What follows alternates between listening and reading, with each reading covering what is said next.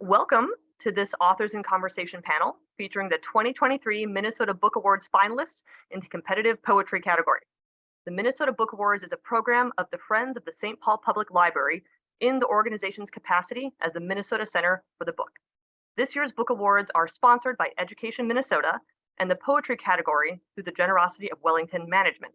My name is Claire Wahmanholm. I am the author of 3 poetry collections: Wilder, which was a finalist for the 2018 Minnesota Book Award in Poetry, Redmouth, which was published in 2019, and Meltwater, which came out just a couple weeks ago with Milkweed Editions. And as we get started, we'd like to take a moment to acknowledge the Dakota people, Indigenous keepers of the land on which most of us on this panel are participating from today. This land was reserved for the Dakota in the Treaty of Traverse des Sioux, signed with the US in 1851, and it remains sacred to them today. We also acknowledge the Ojibwe people who are indigenous inhabitants of this land. The Dakota and Ojibwe people are the original stewards of story in this place now called Minnesota. The Friends of the St. Paul Public Library, organizers of the Minnesota Book Awards, honor this tradition and the knowledge and values embedded in it as we all work together to lift up storytellers in our state. For this latest installment of the Minnesota Book Awards popular Meet the Finalists series, I'm pleased to be joined by John Lee Clark, author of How to Communicate, published by W.W. Norton & Co., Janna Knittel, author of Real Work, published by Noden Press, Sheila Packa, author of Surface Displacements, published by Wildwood River Press, and Yung Shin, author of The Wet Hex, published by Coffeehouse Press. Congratulations to each of you on being finalists for the Minnesota Book Award. I've been there and know how thrilling this all is. And just awards aside, congratulations for writing these beautiful collections this last year. The literary community, both locally and nationally, is extremely lucky to have your words. And I would love to be having a much longer conversation with y'all, but we've got to keep it to a tight 90.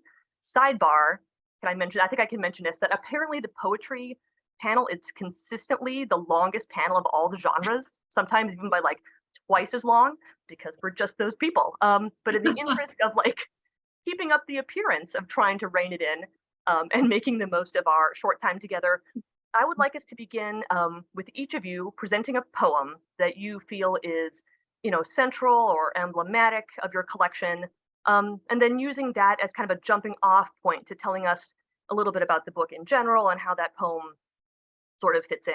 Okay. Wow. A lot of territory has been traversed, and it's an interesting question. I am always searching, reaching, and anytime a poet or a poem is completed, that very moment, it's old news to me. I'm always looking outward and beyond. And so thinking about any particular poem that's emblematic, that's hard for me to come up with, because they all felt new, in composing. And sure, some informed others, but honestly, I can't think of one in particular, because they function in assemblage. They're in assemblage as the learning and the moving that I do. Right now, I'm on to other things. So the poems in that book are also sort of under a headstone in a way. They're not what's on the surface moving any longer. That's what I'll say. Yeah, that's a totally fair answer. Can I maybe just say that I know some writers might hold some books or some portions of books or some specific poems very dear. And I have a bit of a different relationship, I'd say, maybe with my poetry, right? Or the poetry that I write. It's in the moment, it's integral. And then once that territory or landscape has been moved through, then I'm on to different landscapes. And for sure, that will be new to readers when they encounter them. But for me, to re-encounter them, maybe through the readers, sure, but from my own perspective, it's a territory I've already traversed. And so I've asked folks who do give readings how they can deliver material that is so familiar to them and kind of come upon it anew. as they do deliver those readings, and how when they read their own work, they can rediscover or revisit and find something that's new, try to connect with it again. But so far, at least for the pieces in this book, I have not had that occasion. Maybe I've been too busy elsewhere and I haven't made it back to that territory quite yet, but yeah. Janna, the floor is now yours. Thank you. And I'll share my screen with my poem in just a minute. This poem is, I realized, close to the middle of my collection, and it brings together a few themes. So I'll go ahead and share screen and read it, and then I'll talk about it for a bit. Grand Portage. As far as work goes, to give talks and tours, play guitar and sing en roulant, bake and sew in métier dress, is easy, right? Then a tourist asks the name of the river they've been following, pointing to Lake Superior's shore, or if the stockade was built to keep out Indians. You withstand the headwind of daily questions because seeing fireflies for the first time, you think them animal eyes in the woods. You're really here to hike and paddle, track moose, mozook, bear, maquag, wolves, mainganag. You are tracked, seeing fresh scat when doubling back on the portage. On the ferry to Isle Royal, a Catholic priest offers tobacco to the little spirit cedar tree the people named Manito Gizagan. By summer's end, you can start a fire with flint and steel, but can't stop hearing the man who said, "Where are the Injuns? We came to see some Injuns." As on the Great Hall roof, an Anishinaabe coworker with buzz-cut hair, Park Service uniform, hammered shingles. And the poem definitely touches on the theme of work, which I'll have a chance to talk about a little later. I think this grew out of a experience I had actually being a volunteer at Grand Portage National Monument, way up north on the tip of the arrowhead, as they say, in Minnesota. And it's a replica fur trading post that does education and living history. And not the speaker of the poem, since it's written in second person, but the subject of the poem is a person who is working, doing daily tasks, and trying to enjoy them, but dealing with tourists and their ignorance, and draws together some of the themes in the book, such as concern and reverence for the natural environment, non-human animals, curiosity about those things, interest in the indigenous people of this land and where their place is, and the poem purposefully raises some of the problematic aspects of a place like Grand Portage.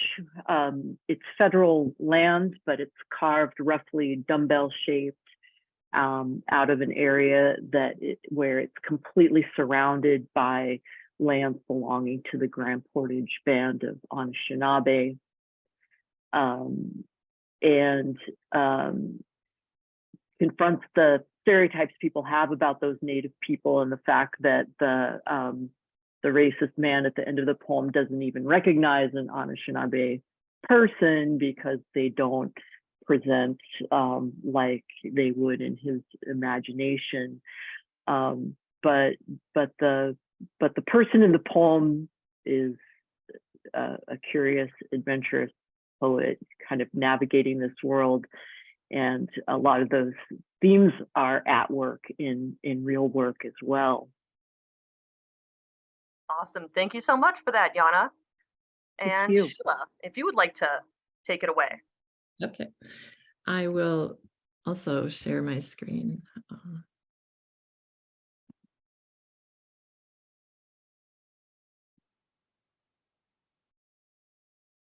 The poem that I'm going to read is called In the Water-Filled Mine Pit, and it's in the first position in the manuscript. In the water-filled mine pit. In the boat, I slide over her body, the excavation. She is slag, she is crushed stone, unburied, geologic, masabi iron. I drift over knee and shin and float over her shattered self heaped upon the earth, over boulders submerged, veins broken open, emptied, and made into freight. A cold current from the drift, the bow lifts. She is bedrock, the bottom of the continent. Through her runs dark and invisible rivers without shore. She is the divide. In the seams of the tectonic plates, she is lit with dynamite and extracted, mined, and carried by trains to the ships. I see a shoulder of iron in place of her spine, a deep shaft. Remade, she becomes steel, becomes bridge, becomes beam, ship and tank and weapon. At the end, junk in the junkyards, rusting into weeds. My vessel turns like the needle of a compass broken from its post. I hear the tail splash of a trout fish spiral along the perimeter inside the pit. Inside, a winding road once traveled in shifts by men in hard hats, in dump trucks and steam shovels. The trout tend the broken cables, the skeletal rusted frames. Stained with ore, the water feels like ice. It rises. Engineers call it water gain, precipitation, surface water inflow, a rise in the water table, a threat to the walls of the pit. Light falls, but can't find bottom 300 feet below. Circles tumble and bend beneath the water's surface. I hear the gravel sliding in. I hear insects and birds' wings over the factory of the deep. Cold blue from afar, the water goes amber. It magnifies the hand that I plunge beneath the surface. It breaks the lines of my body, her body, the vessel. Ore rises into dust, condenses into a red mist of atoms, becomes discharge, industrial contamination. We break the surface, we sink and rise. So this poem kind of reflects, I come from a Finnish family, and there's a term called, it's sielunmaisema, which means roughly the soul's landscape. So I grew up in northern Minnesota on the Masabi Iron Range. Masabi is a word that referred, that the Ojibwe people, it translates to giant in the earth. So the landscape has mine pits, excavations, abandoned underground mines, mine pit walls, but it's also really a rugged, beautiful landscape where the Laurentian Divide crosses the Northern Divide, and it creates 3 watersheds. And those watersheds flow into the Mississippi, the Great Lakes, and Hudson Bay. And that's, so I write about rivers primarily in the book, and also language, because I think language is like a river. Although, like, I grew up in a very large extended family, some of the people in my family, like my grandparents, didn't speak English. And so I was really submerged in the language. And Finnish as a language, I didn't learn it as a child, but I'm learning it now. It's a very metaphoric language. And as a poet, it's fascinating to me to have just ordinary language that uses metaphors for many things. It's rapid and its economical meaning is very interesting. So the word mining operations translates into Finnish as kaivostoiminta. That's the Finnish word, but kaivo in Finnish is a dug well.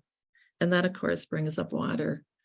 And when you're talking about mining operations and water, it's you're faced with, the fact of contamination. So from there, poems follow. There's a section called Three Rivers, a section called Headwaters, and then there's a section of Finnish word poems that I wrote while in Finland. Each one has a title in Finnish, but the poem is in English. For sure. Thank you so much for that, Sheila. It's like such a great job I have being a moderator. I love it. Sun Young, take it away. Thank you, Sheila and Janna. Those were beautiful. So this is my poem. I think it's the whole thing. It's an abecedarian. So the title is An Orphan Receives Her Commercial DNA Test Results from Two Companies, an abecedarian. Ancestry laid upon a curse, a jinx, blood, and another thing molten, reveries of my face, the facade behind my face, called to account the countries, deviations of echolocations, dead, mine, dark detained, ever banked in an ethnographic afterlife, fell, deep sleep, postponing my rewrite, rotate, mutate, genes to be circumnavigated by spit-polished explorers. How is a child's globe a work of colonial conditioning? In this condition, the wet hex in miniature jumps from gene sequence to succession, pattern recognition, kinship, failing upriver, descent. Life maps itself in vials sent via the real mail, archaic method, homesick for the gold horses of its origins. Never miscalculate genealogical disruptions, inability. Orphan your ancestors in the underworld above, who tends graves, pours the prayer of soju when the dead need music. Shall this be our final quarry, silent as a doe and daughter, reading the light, sowing a shade, a haunting sold to a centrifuge, the sterile shine of its exposed aperture now. Travel to the Neanderthal, witness the heavy brow-boned branch fork and break. Our dead underestimate us. Time machines drifting at the rate of future's arrival. Venn diagrams of past and speculation. Where will we repose? Collected. Finger and jawbone, dusted dictionary, xenomorph. Alien self, foreign.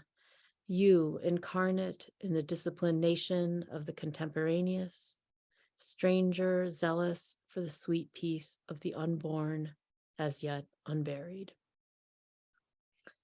So this poem was inspired by my taking 2 DNA tests from Ancestry.com and 23andMe over the course of a few years. And as an adoptee from South Korea, a lot of us have been doing this since these companies have released their tests. Really complicated, interesting intersection of biological, intellectual property and corporate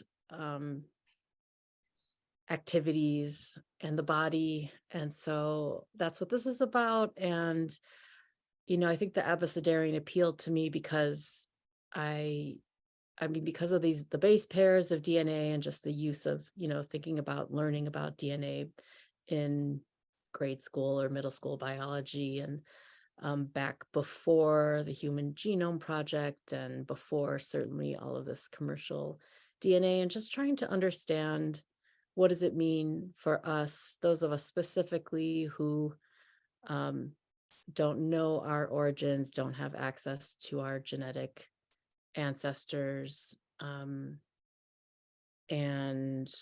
what do the whole book is for me kind of about what the dead are asking of us. So that's a little bit about in these ideas as well. So thank you so much. Awesome. Thank you guys so much. So we'll move into our more individual questions now. And like, just let me say, I had an agonizing time trying to select just one question for you all. It was so interesting to read these books as a unit. I just found so much overlap. Like Janna and Sheila really are digging into place. Sheila and Sun Yung probably have a lot to say about like ekphrasis and how that works in the books. There's so much intertextuality in John and Sun Young's work, and like Janna and Sun Yung have this kind of spell work, grief work vibe happening.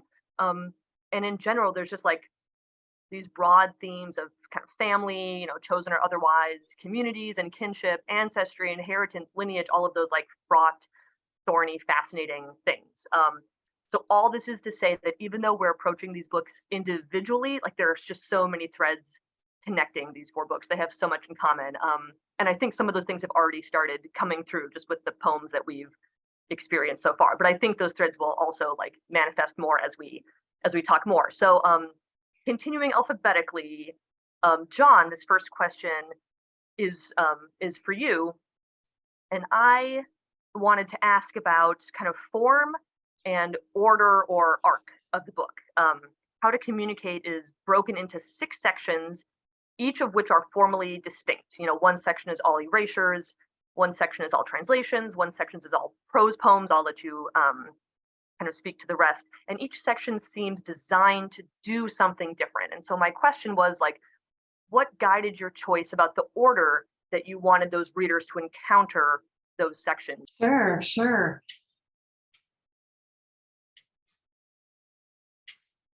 So as I was working on different poems and gathering, poems together, working on poetry, one thing that I always need to do is find a form that can hold, that can not only hold, but also continue to allow me to create within it, what threads I've already started spinning. And so with each of these forms, I would say that I've worked in phases. So initially, as a young poet, I would find a form that I liked and I'd keep at that form. And then pretty soon the form stopped being able to hold the directions that I wanted to go with it. So I'd find another form that could, another form that had the capacity, not just to hold, but to kind of complete or allow me to continue to work on some of the aspects of whatever I was working with. That I started, like the impetus for the poem, the whole pre-generating feeling that I wanted to continue through that form with. So I find that forms do what they can do, and then when they stop doing what I need them to do, I move on. So the forms actually will kind of call up different resonances, and that calls up different experiences, different it enacts differently. And so the way that I've used form and the way that form has come to me, every form can create different resonances or will call up different resonances. And almost like a vibrational pattern, so to speak, of different topics, different things become highlighted, different aspects. Maybe some will be particularly adept at like a political kind of narrative or political occurrences. Others may be better for holding joy, or others may be better at articulating sorrow in some ways, or some forms have to do with things that grip us, others have to do with things that move us. So there are different forms that do allow different sorts of movements to occur. And in my book, the different forms that you'll also find different feelings, and I think different sorts of themes that I'm exploring within each of those forms.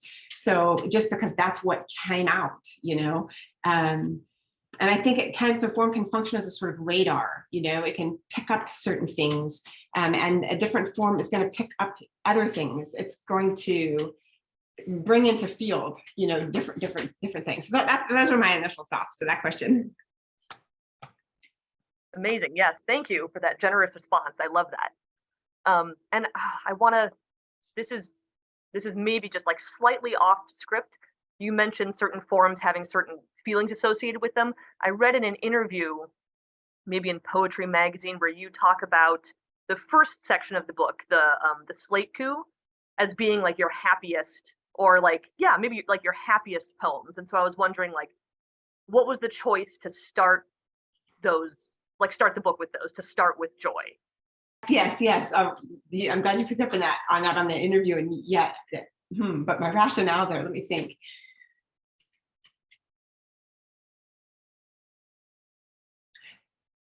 To be honest, I started originally putting poems into chronological order in which they were written, and started putting my older poems in first, and then thought, I can disregard that.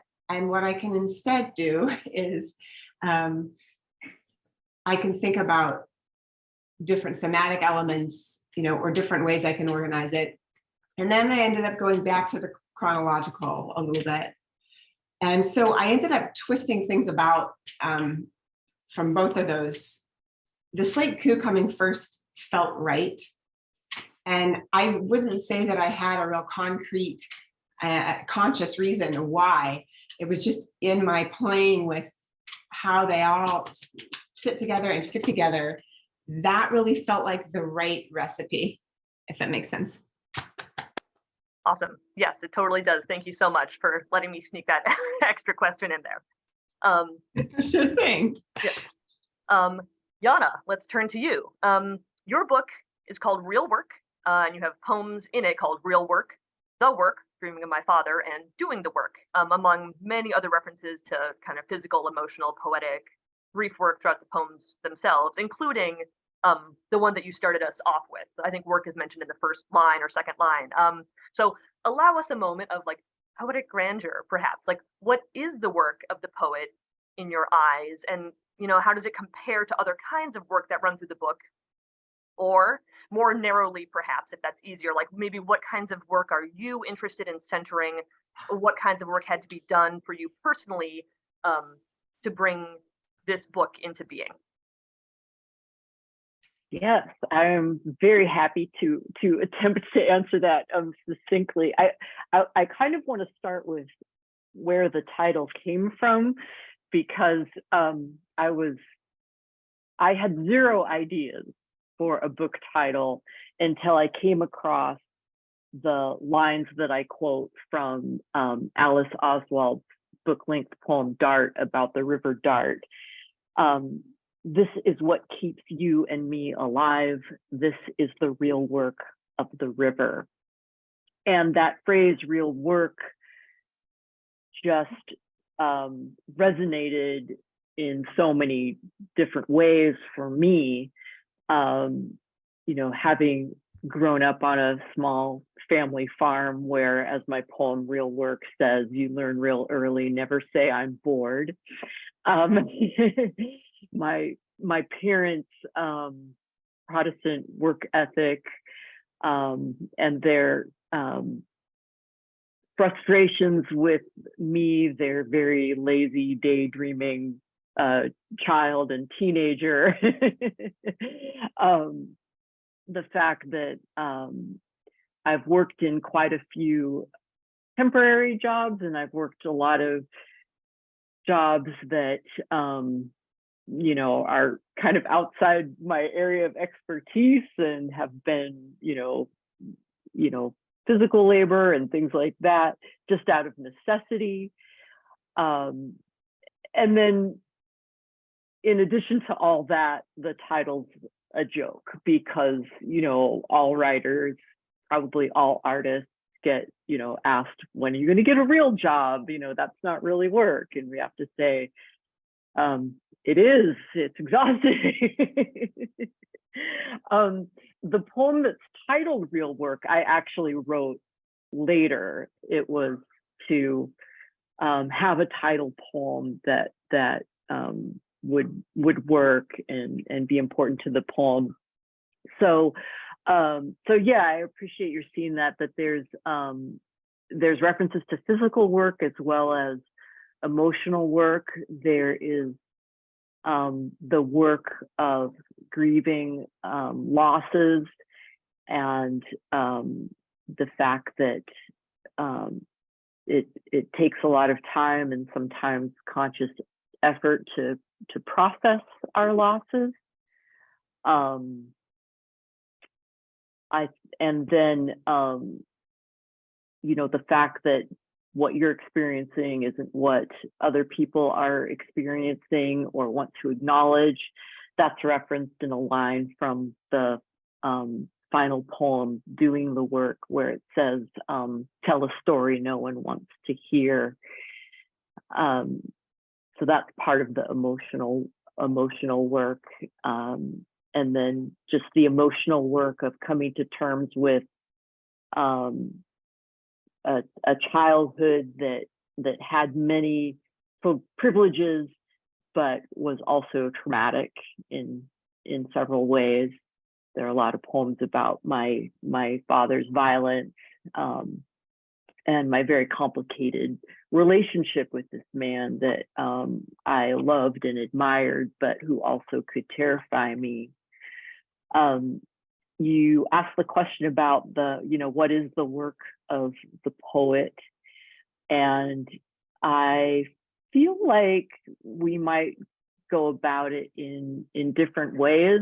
And I am always eager to learn how other poets work.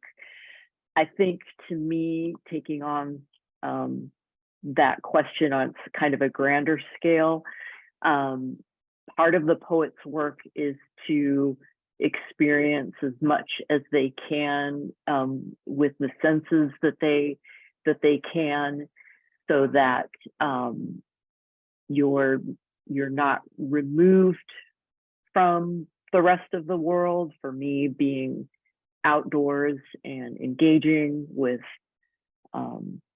wildlife and wild plants and weather, all kinds, is a real part of my work as a poet, and trying to translate those sensory experiences into words, also trying to translate those sensory experiences or relate them to other things that might be going on in my world or the rest of the world, making connections between what I experienced maybe out on a hike in the woods to something else going on. I'm not sure I've touched on all of the questions or some questions, so I wanted to pause there and see if you wanted me to clarify anything, or if there was a thread that I accidentally dropped. Nope, that was perfect. I did throw 8 kind of little sub questions, but I think you wove everything together beautifully. Awesome. Thank you so much. Thank you.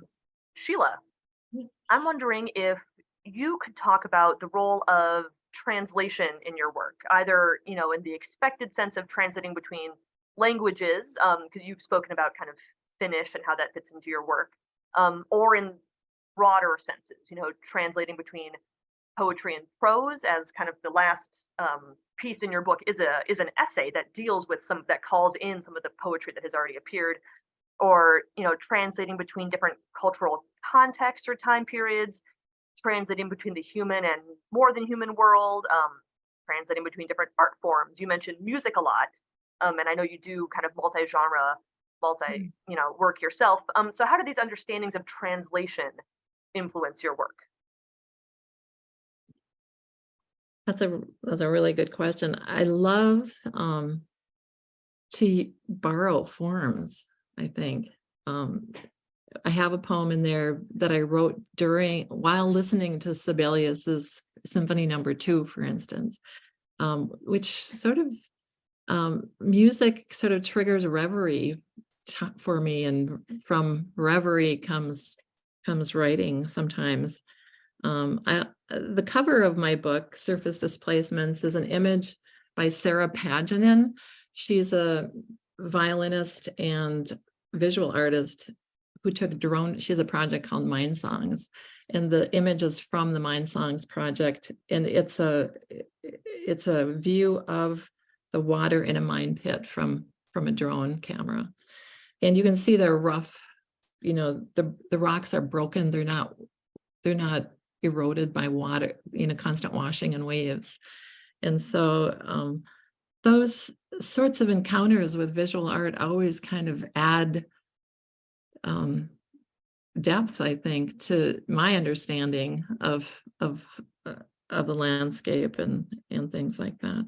Also, in Finnish, the word kanta means to carry, basically. And so you're carrying meaning from one to another. And it's just kind of a cool thing.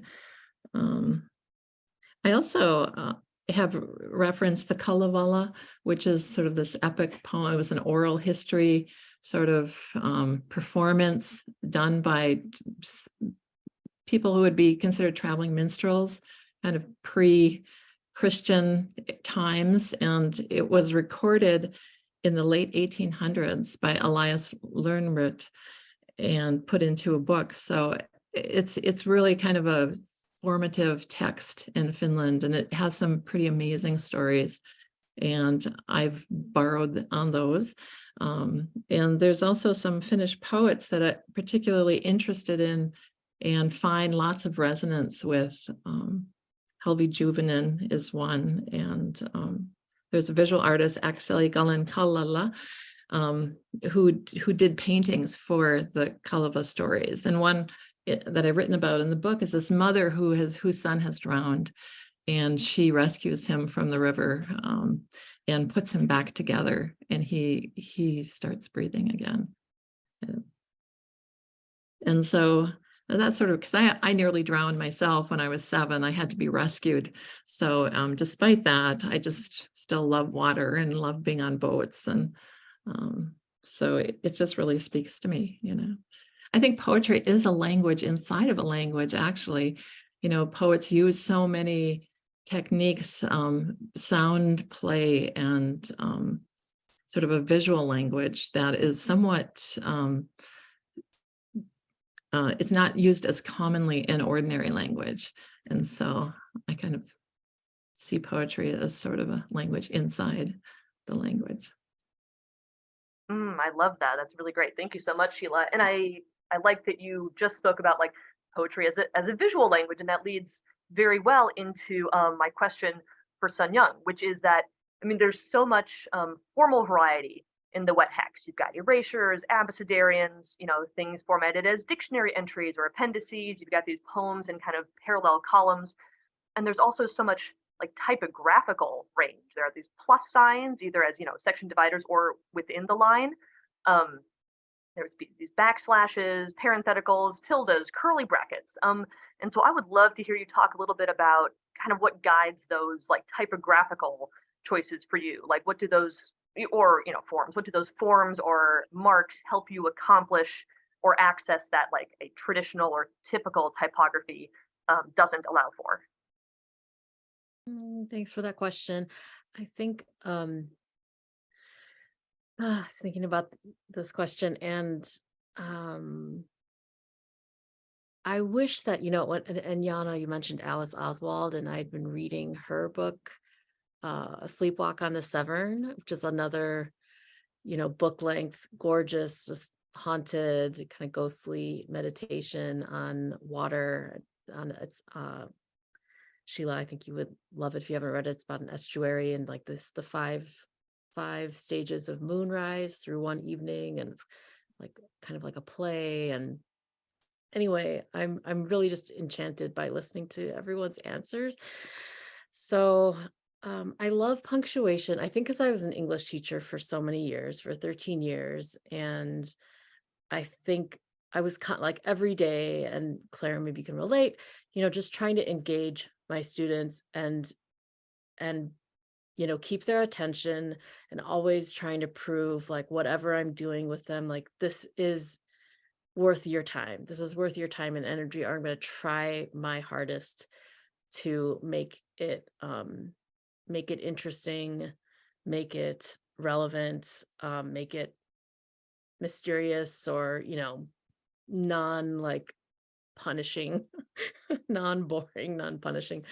Of course you don't always succeed, and maybe you rarely succeed, but I think about punctuation as just something with so much infinite possibility in poetry, and especially like Sheila, you're talking about how it's visual, and I think about the word punctuation and its meaning of actually puncturing something, and that reminds me of how, or that I really think about poems and language as material, or it like brings me back to the kind of material nature of language, being of the body, being perceived in various ways through the body. It makes me think of also musical notation, and I grew up going to church, going to mass, singing choral music,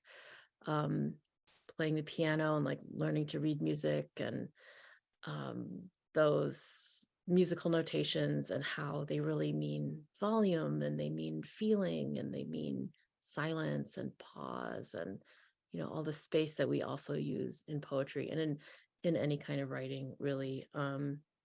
So I wish that I could say like I had a grand plan for punctuation, but kind of like what John Lee Clark was saying about how each moment or each poem requires its own form to meet its needs. I felt like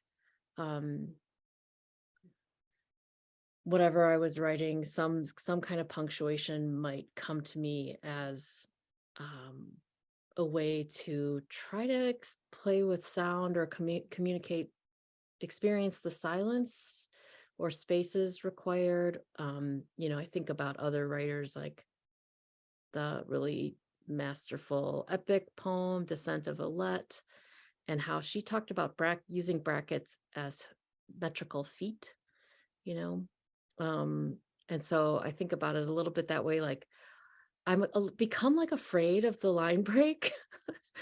And so I feel like the slashes and the brackets are different ways to have kind of line breaks without all the pressure. I'm really like a prose poem writer in a lot of ways, like without all of the pressure of the drama of the line break, even though I love other people's line breaks. So anyway, those are a few things that I was thinking about, both with the question and just as I'm writing poems, like, is there something, can we give the letters a little bit of a rest? Is there, there's like 14 major types of punctuation in English, and then there's all the stuff that's in math language and computer language, and like it's just such a part of our human invention to communicate with each other that I think that just a fan of punctuation. I think it's fun. I think there's a lot of, we just don't, they're unpredictable. They just have their own kind of feeling. And I'm sure also because I grew up writing like my high school papers on a typewriter, and like, so just that physical feel of typing or learning cursive as a younger child, like stuff that people don't do anymore. I'm just old fashioned. So I think that the punctuation too is a little bit about that old fashionedness. Yeah. Thanks for that. Awesome. Thank you. I love that. And it's true that like different, punctuate, like they feel different, like a backslash as a kind of a pause or a breath between lines feels so different than the curly bracket, which is like the most fun, like charming of the punctuation marks, maybe. Like curly bracket, I don't know. It just like sends a little like thrill. I'm like, ooh, tell me more, curly bracket. What's happening here? And then John, I would like to circle back to you. I got so excited, like once the panel got going, I forgot to have you talk about the poem that you chose at the beginning, the one that is emblematic or somehow central to the book. And so looping back into that first part of the conversation, I'd love to have you tell us a little bit about the poem that you chose and how it fits into the book, or your kind of your poetic concerns more broadly. That's interesting to hear. And this is, and I have asked my questions of all of you, but maybe I again want to go off script a little bit.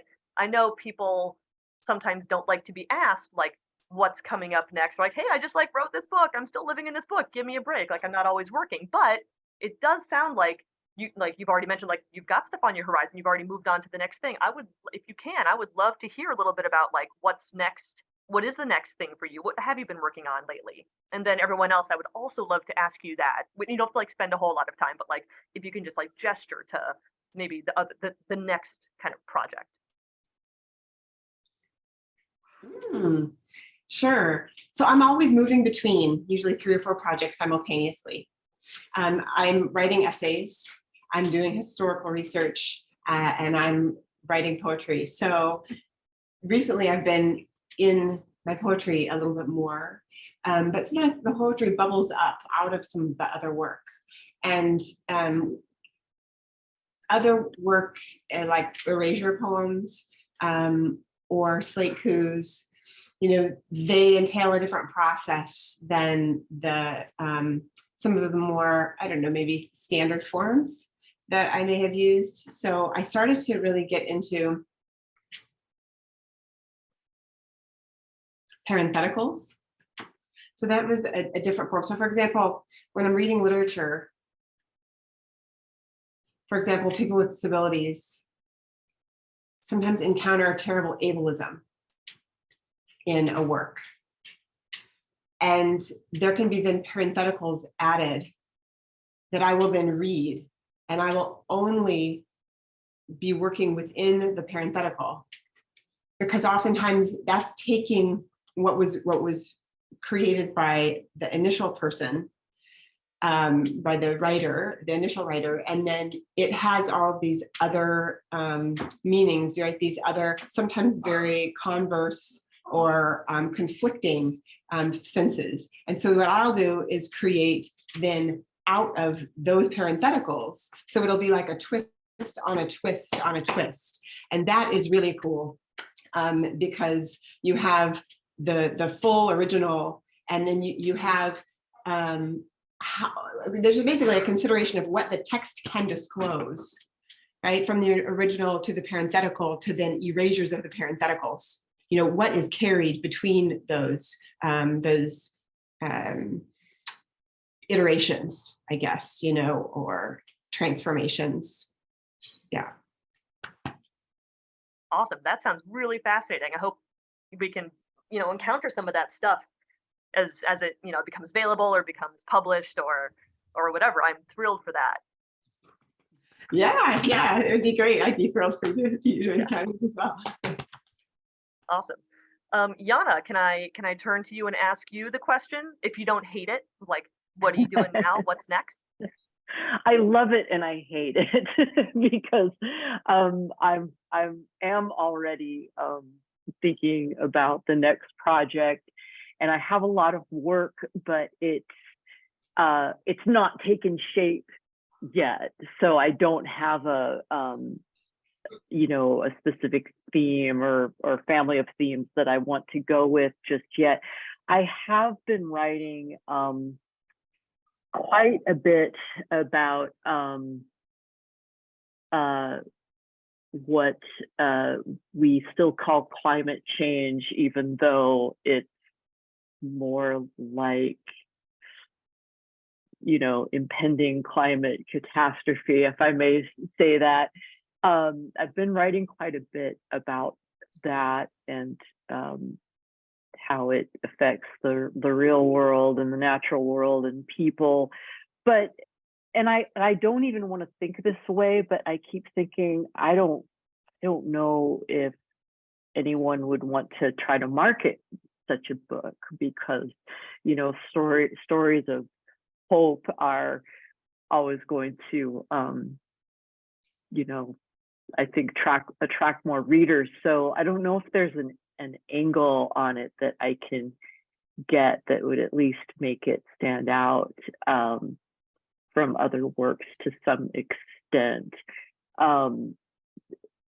There's a whole lot that in my life that I have not written about at all, and so I will say in all seriousness that one of the poems I've written recently that I really liked is titled "Expectations versus Reality, Generation X,"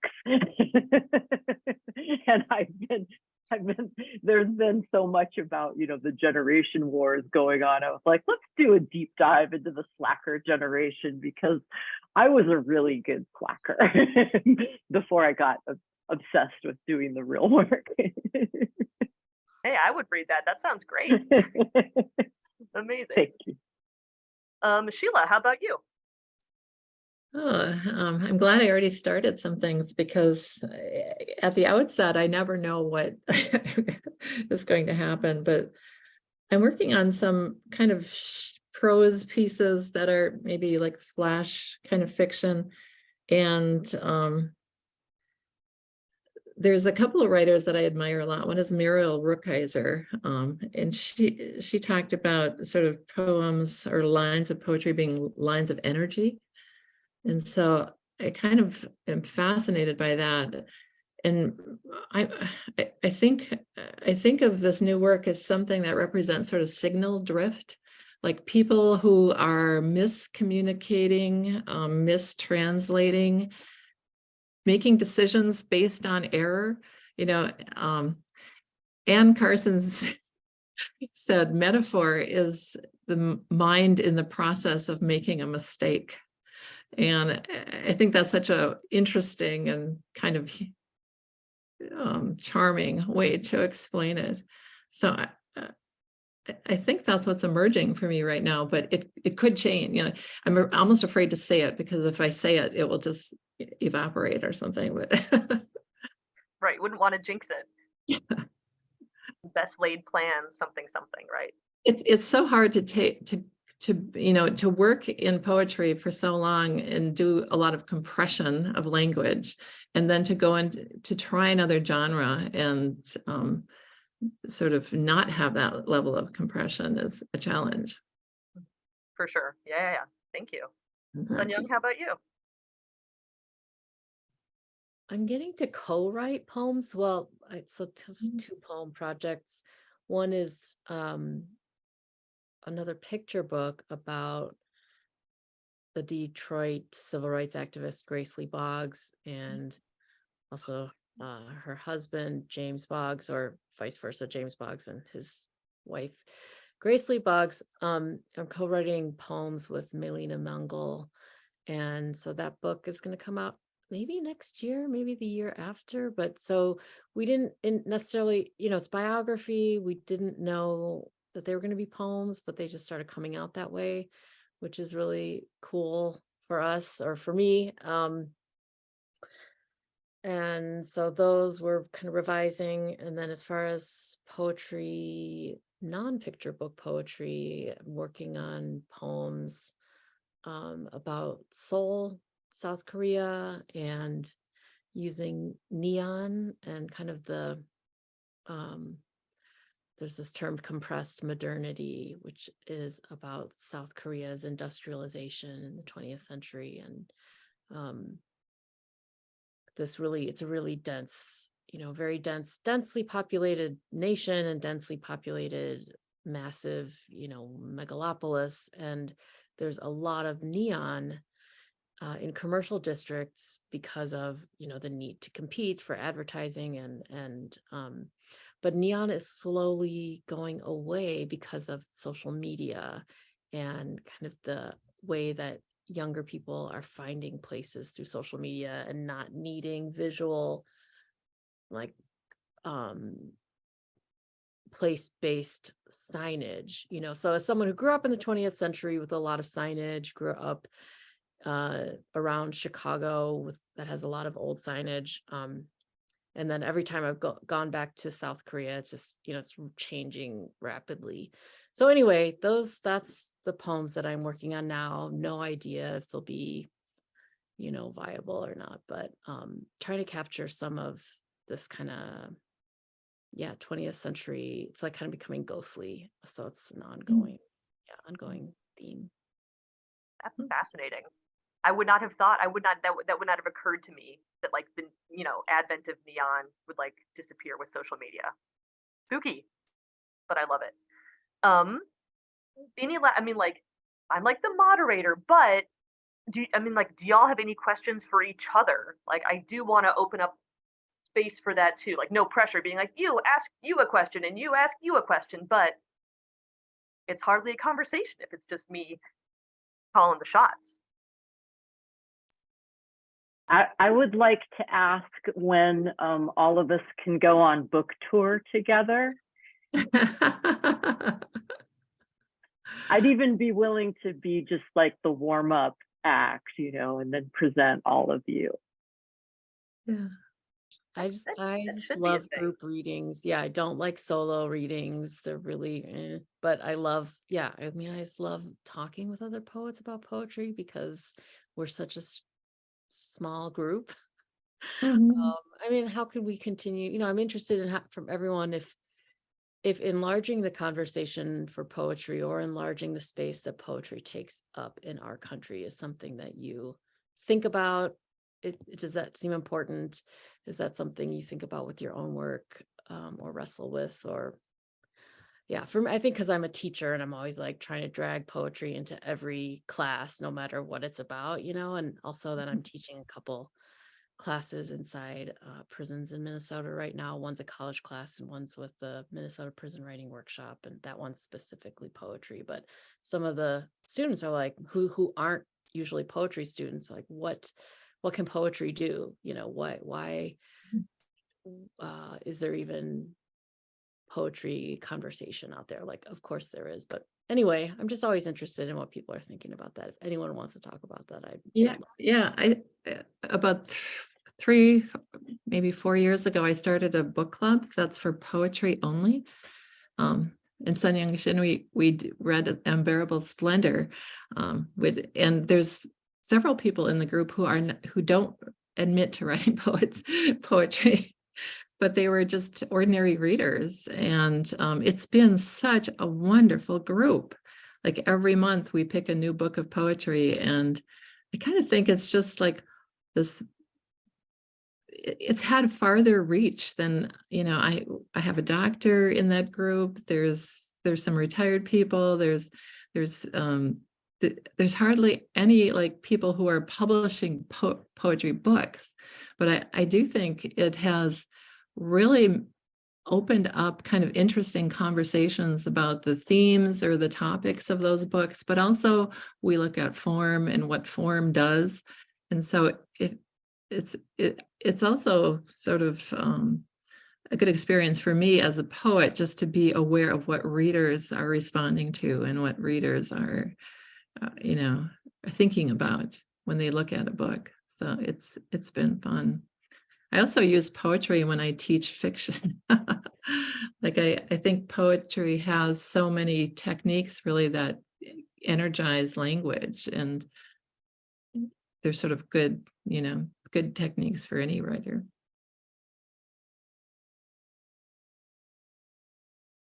Anyone else want to hop in with questions for the group or for each other?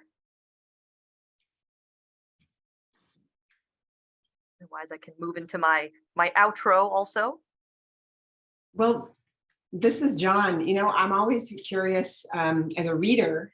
I'm a voracious reader and curious to know what any book recommendations might be, you know, anything delightful that you all have read or anything particularly gripping, anything that you have read and taken a lot away from. I can just quick say that, you know, I just picked up Paisley Rechtel's book on the building of Chinese immigrant workers building the railroad, and I just started it. It's on my bookshelf, but I'm really interested in it. I mean, I just am really interested in history in poetry, or poetry as ways to engage history and, you know, documents and things like that. And labor, I mean, speaking of work, Janna, right? And yeah, so I'm excited about that. There's also images. Also, Patricia Smith's new book, Unshuttered, is based on her collection of images, of photographs of not known to her, you know, Black Americans since the beginning of the photographic era. So I'm really interested in those kinds of, you know, I don't know if you'd call them recovery projects or, you know, hybrid documentary, but I find those really exciting, and I'm excited to read those books. Thank you. Thank you. Thank you. That's great. I have one book that comes to mind that I find very fascinating. It's a reprint of a set of short stories that was published in Germany in the late 1800s by Adelbert Stifter. And the collection is called Motley Stones. And each of the stories, the title, one is called Rot Crystal, and another is, this just named after stones. But they're fascinating, not only because of the stories that he's telling, but because of his use of punctuation. Sonia, you might like that. He dispenses with it sometimes, he does not put commas in series of words, for instance, and has a very odd sort of effect in the language itself. And then the other book I just picked up, it's been around for a long time. I think it was published in the 1940s, is Isaac Dinesen, the Danish writer. She has a book called Winter's Tales, which are just utterly amazing to me. I really love her work.